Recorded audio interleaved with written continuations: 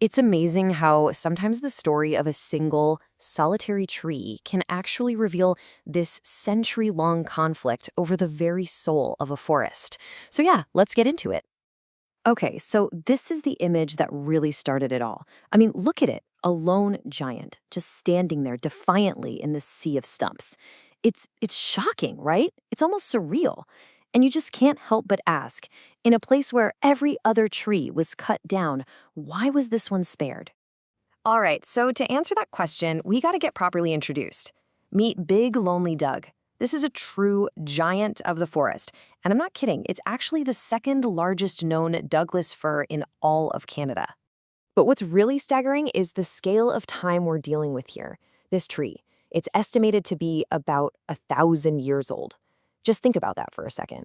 It was a tiny seedling long before European explorers ever even reached this coastline. It stood through countless storms, all the seasons, and the entire sweep of modern history. So its home today, well, it's known as Cut Block 7190. That's the cold, industrial name for this massive clear cut. And that contrast is so stark, isn't it?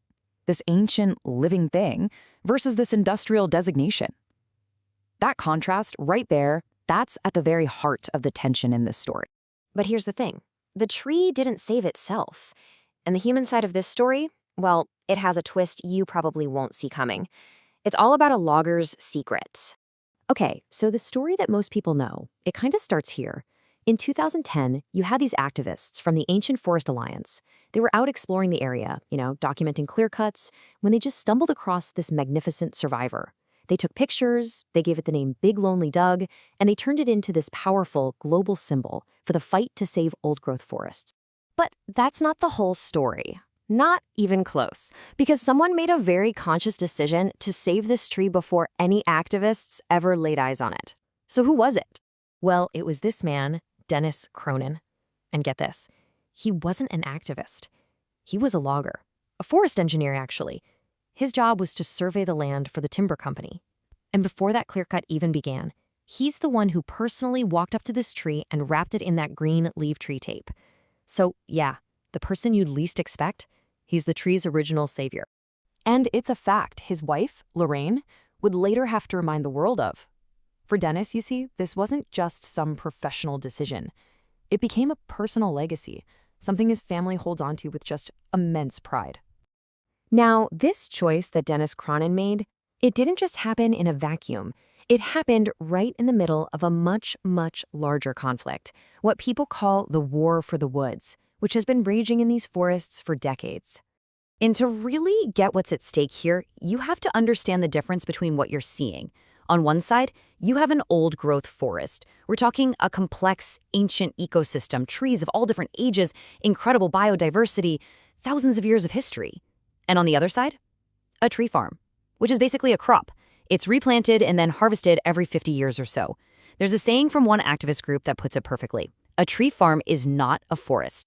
And, what we can't see is just as important. Old-growth forests, they're connected by this massive underground fungal network. People call it the Wood Wide Web.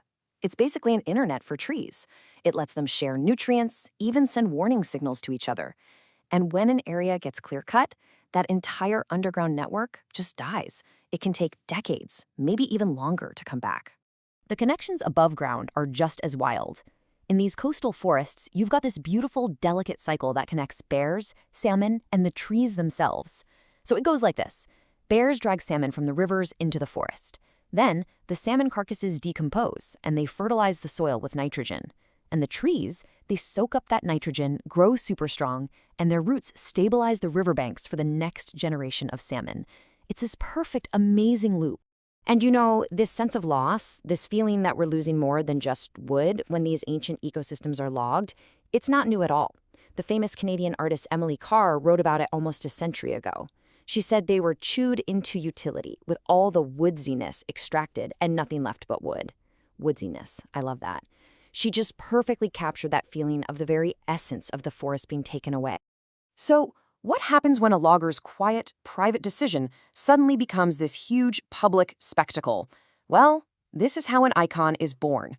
So once the activist shared its story, the tree's popularity just exploded.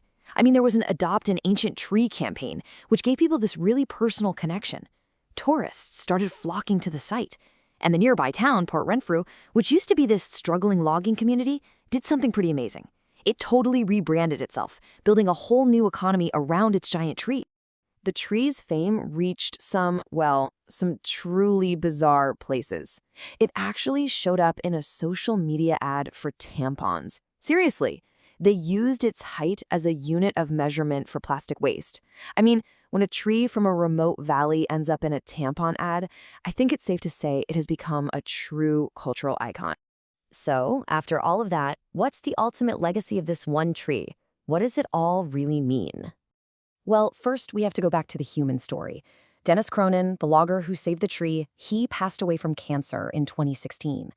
And for his family, that tree isn't just some abstract symbol for conservation. No way. It's a towering 20-story monument to the man they loved.